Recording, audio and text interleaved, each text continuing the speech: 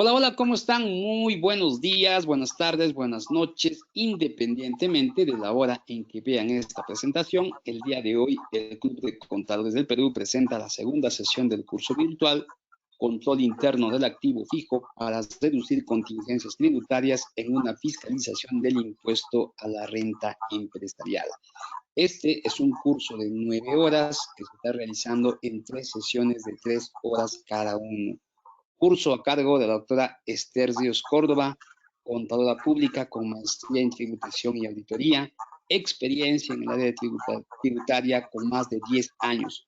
Actualmente se desempeña como consultora tributaria, experiencia como gerente de impuestos en la firma de consultoría tributaria de Quantum Consultores, exfuncionaria de SUNAT como auditora tributaria. Doctor Esther, ¿cómo está? Muy buenos días. Tiene usted el micrófono habilitado. Iniciamos con la sesión que nos convoca para el día de hoy.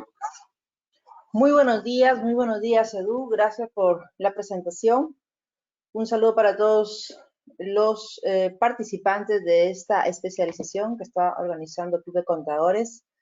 Muy grato de compartir con ustedes esta especialización en control interno del activo fijo para evitar contingencias tributarias. Quien les habla, me vengo desempeñando como consultora tributaria empresarial ya por varios años, dirigiendo a la firma Ríos Tax and Compliance. Y en esta oportunidad, en alianza con Club de Contadores, trabajando este tema en materia tributaria. Muy contenta entonces, un saludo para todos ustedes y vamos con la segunda sesión. Estuvimos viendo desde el día de ayer lo importante que es trabajar controles para el activo fijo. Las razones son las siguientes. Uno de ellos es que el activo fijo es uno de los rubros más importantes cuando hacemos un análisis vertical a los estados financieros, al estado de situación financiera. Normalmente este rubro representa en muchos casos más del 30, 40 y en algunas empresas específicas, por ejemplo, como el sector eléctrico, representa inclusive más del 50%. Eso implica que este activo, por generar uno de los gastos y costos más importantes, la depreciación, que es la depreciación, si no es tratado de una manera correcta, puede generar contingencias muy altas. Entonces, requiere una especial atención. También analizamos ayer que justamente en el campo del activo fijo hay muchas diferencias entre el tratamiento contable y el tratamiento tributario. Entonces, la clave está en incorporar procedimientos para hacer un análisis adecuado de esas diferencias. También hemos indicado los pasos que hay que seguir para poder llegar a este objetivo, determinar correctamente las adiciones y deducciones. Eso nos va a llevar a determinar un correcto impuesto a la renta empresarial, DJ anual. Entonces, los pasos son los siguientes. En primer lugar, entender al sector en el cual estamos trabajando. El sector eléctrico va a ser muy diferente que el sector financiero, diferente que el sector agro, por ejemplo. ¿Por qué? Por la naturaleza de sus propias actividades. Entonces, si compramos un vehículo, por ejemplo, en una empresa del sector financiero, va a tener diferente tratamiento que un vehículo en una empresa concesionaria. Mientras que para la primera va a ser un vehículo para sortear entre sus clientes, que al final va a ser gasto. En el rubro de la concesionaria de vehículos va a ser una mercadería, totalmente diferente. Entonces, entender el sector es clave. Entender a la empresa me va a dar ese conocimiento justamente de la empresa en particular, porque hay muchas empresas que pertenecen a un sector, pero que tienen operaciones diferentes. Entender las transacciones y eso nos va a llevar ya a analizar en detalle, por ejemplo, en el caso de los activos fijos, las altas, el motivo de las altas, qué tratamiento contable le ha aplicado la compañía.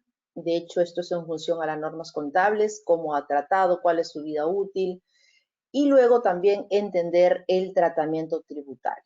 El tratamiento tributario lo vamos a aplicar en función a lo que señala la ley del impuesto a la renta y vamos a tener un paso adicional que es comparar ambos tratamientos y determinar las diferencias ítem por ítem. Ayer yo les mostraba algunos papeles de trabajo que aplicamos en consultoría en los cuales hacemos el análisis de la data del activo fijo contable, tributario y las diferencias.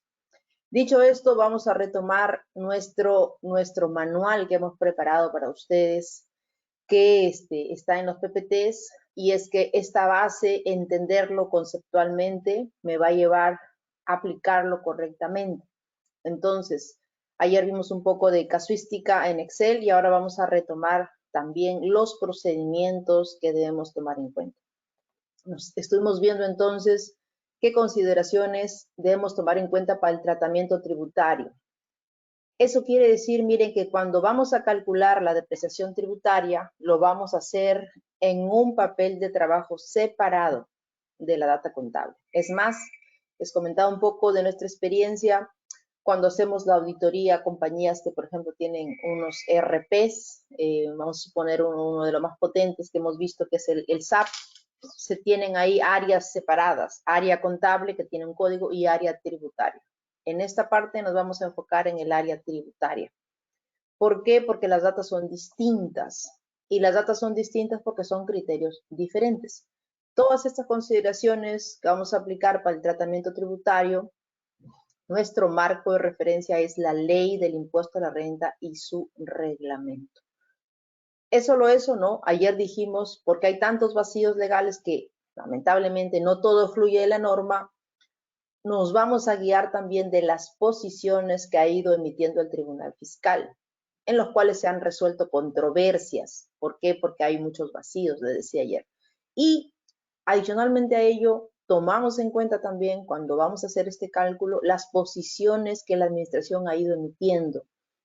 ¿Y eso por qué? Porque como son temas controvertidos, los contribuyentes a través de algún gremio empresarial o un gremio, por ejemplo, como un colegio profesional, ha derivado consultas y la administración ha ido respondiendo. De esa manera nosotros podemos advertir cuál es la posición que tiene la SUNAT.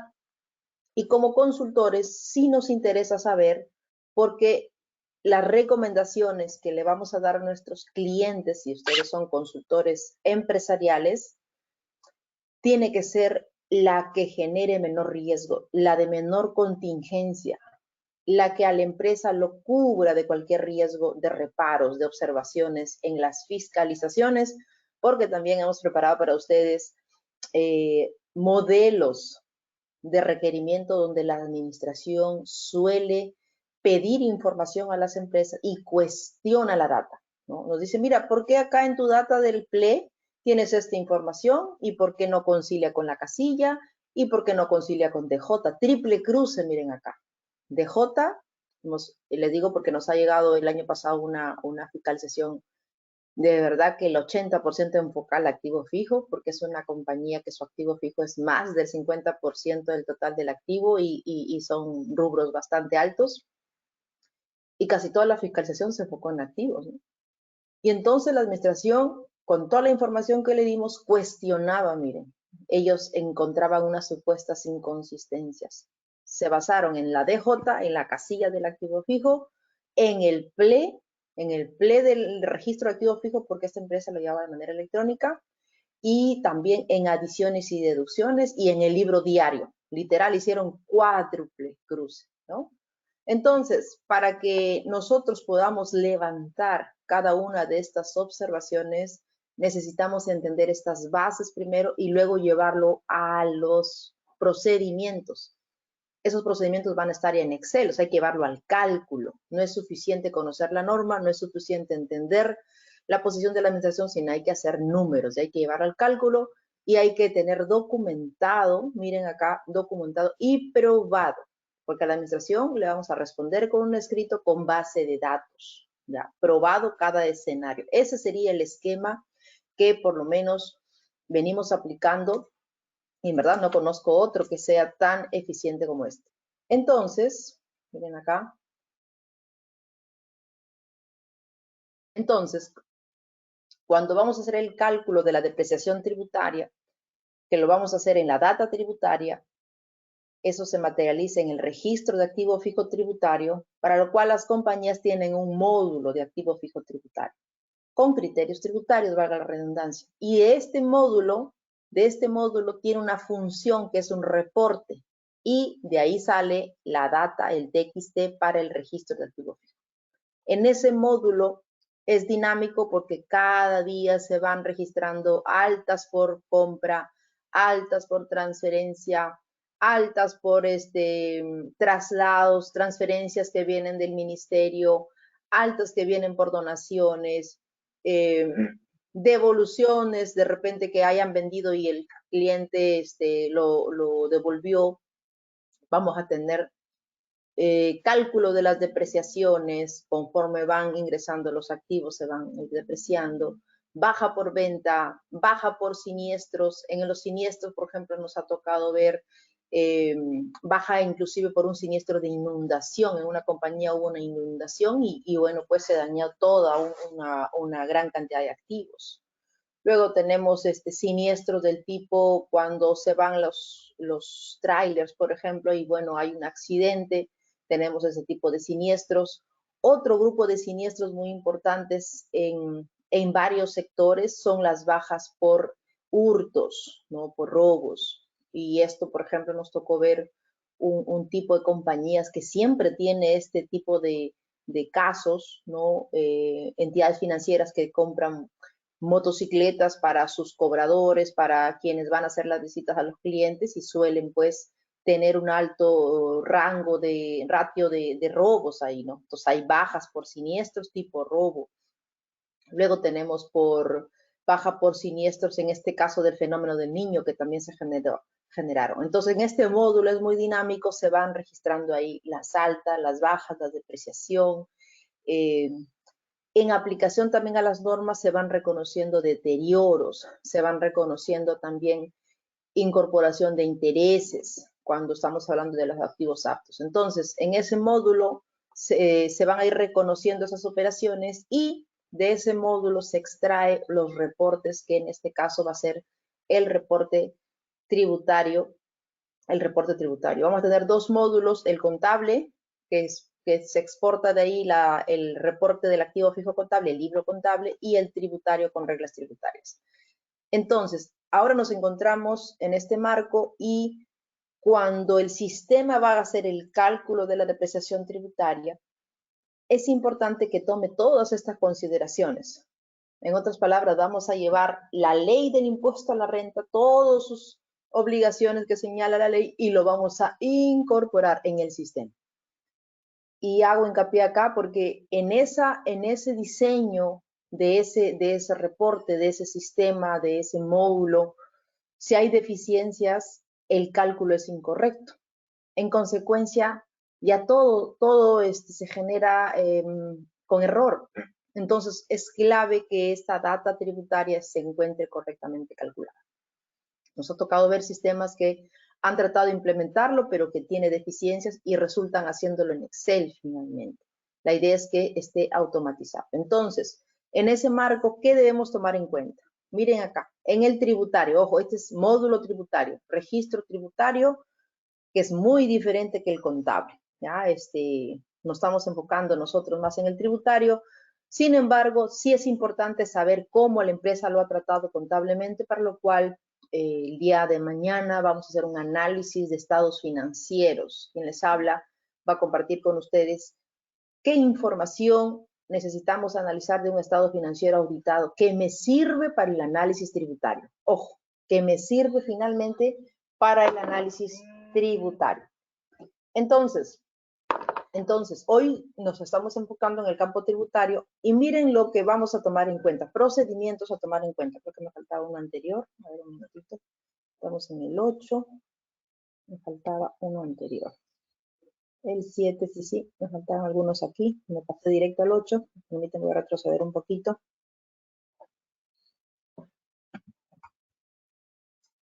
No sé, no me deja retroceder. Al 6. A ver. Vamos a ver aquí. Me dan un minuto para retroceder al... Ya, vimos hasta el 3, ¿verdad? Ya, hasta el 3. Vamos a volvernos al 3, que es lo que ya indicamos, pero lo vamos a explicar un poquito más detalle. No sé por qué no me deja compartir la pantalla. ¿Se puede ver ahí, Edu? ¿Pantalla completa? Sí, doctora. Ok. En el punto 3 hemos dicho, dentro de las consideraciones, que el control del activo fijo tributario se lleva en aplicación a la norma, a la resolución 234, el formato nos referimos, si es que lo llevan en hojas sueltas, y si lo llevan en electrónico, lo van a hacer en función a las tablas, ¿no? En función a las tablas que señala las normas del libro electrónico. Y acá hemos indicado que recomendamos agregar esta columna, depreciación tributaria aceptada. Ayer lo vimos en el Excel. ¿Por qué? Porque la depreciación tributaria se tiene que hacer en 2 pasos. Si no se hacen esos 2 pasos, puede generar error.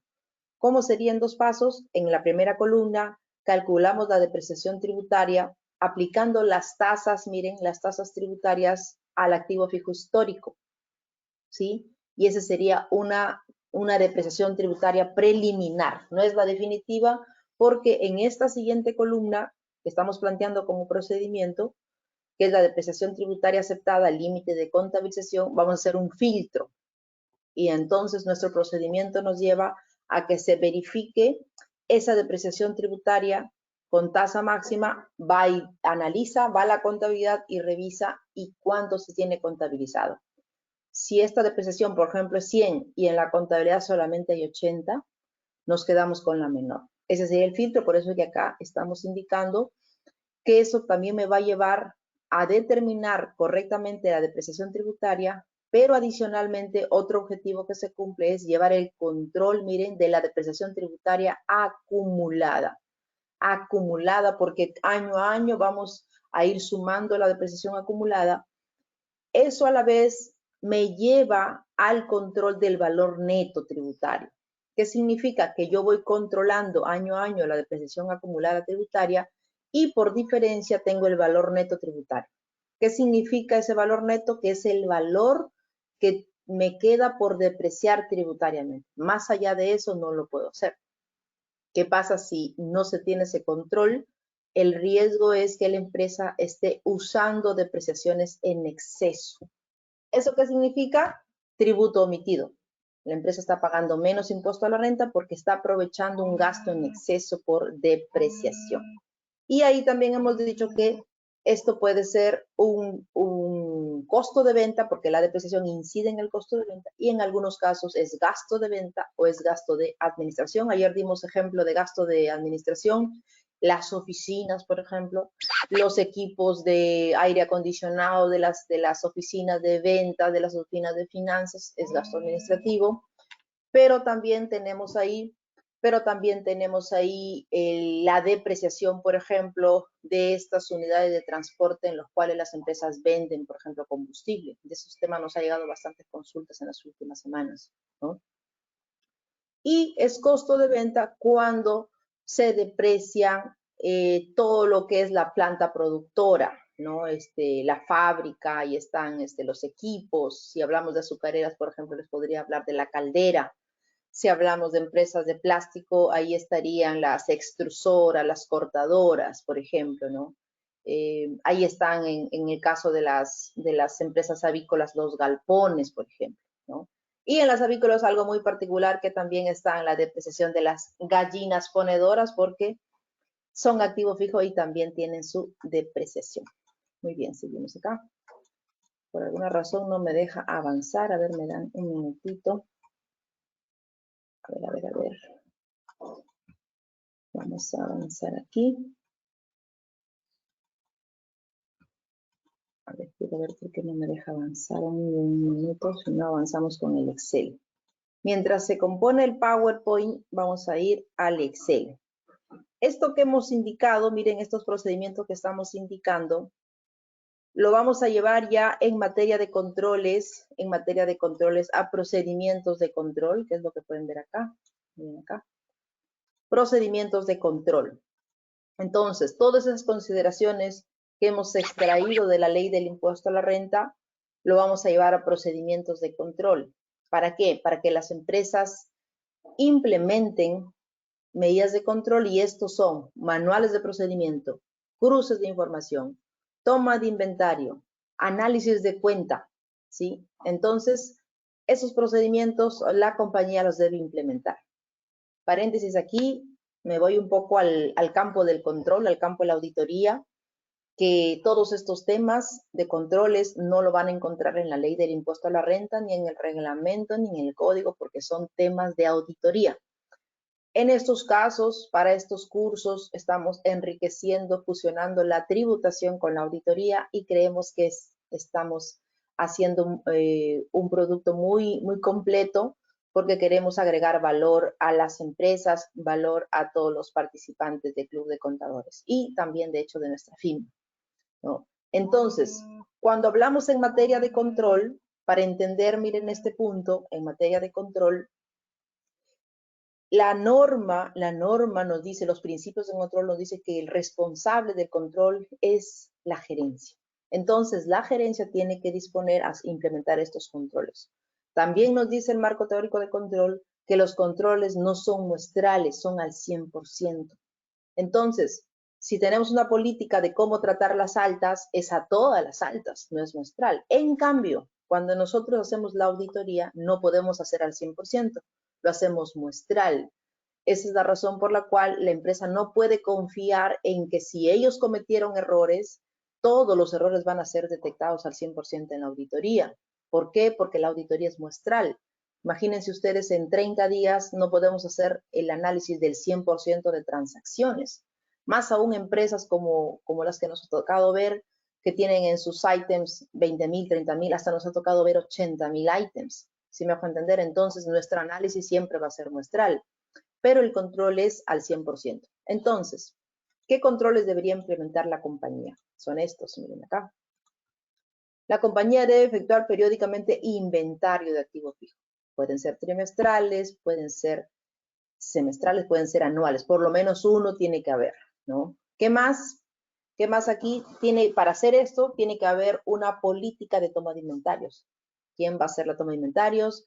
¿Quién va a hacer los conteos? A veces las empresas no tienen equipo suficiente y contratan a terceros. Nos ha tocado ver en varias empresas, de hecho que son grupos económicos importantes, que esto lo terceriza, ¿no? Entonces el proveedor se encarga de hacer las tomas de inventario. Y tienen que ser, miren acá, empresas especializadas para el sector. Entonces, no cualquiera puede hacer una toma de inventario de redes eléctricas, por ejemplo. Tiene que conocer de este tipo del sector. No cualquiera puede hacer un inventario, por ejemplo, de los surtidores de combustible, por ejemplo, ¿no? Entonces, ahí tenemos el procedimiento que tienen que aplicar. Luego tenemos miren acá. Por ejemplo, acá nos tocó ver en este punto, miren, temas muy especializados en compañías del sector eléctrico, que ellos trabajan con un sistema para ubicar las redes y es un tipo GPS, un GIS le llaman, ¿no? Entonces va a depender del sector. Aquí también, por ejemplo, ese siguiente procedimiento. La compañía debe contar con toda la documentación que sustente el valor de sus activos. Entonces, lo normal, lo común es que compremos por ejemplo, un motor y tenga su factura, ¿no? Cuando es un proveedor local. Y ya está, eso es suficiente. Eso no ocurre en otro tipo de transacciones, como por ejemplo las importaciones, que ahí van a tener la DUA, tienen el invoice del proveedor, tienen las facturas de los fletes que vienen del exterior, tienen los seguros, tienen el flete local, el seguro local, y entonces toda esa documentación sustenta el valor de los activos. También hemos visto casos en los cuales la compañía ha descuidado estos controles, miren, y ha mandado construir oficinas, pero ha contratado a proveedores no tan formales, y esos proveedores normalmente tienen personal fuera de planilla, no han controlado, por ejemplo, la asistencia de esos trabajadores que llegan a hacer la obra, y en muchos casos también hemos visto que han dado un comprobante que no corresponde, les han dado recibo por honorario en lugar de factura. No tienen contratos, no tienen órdenes, y ahí miren, va a ser cuestionado también, no solo por el tema del valor del activo, sino por un tema de fehaciencia. Entonces acá, cuando indicamos con toda la documentación, implica que sea la documentación idónea, para lo cual aquí hay más controles que implementar porque ya entra un tema del sustento de la fehaciencia. Les comparto un poquito mi experiencia. Yo creo que este es parte también del valor agregado de la transferencia de conocimientos que estamos trabajando con Club de Contadores y con nuestra firma también, porque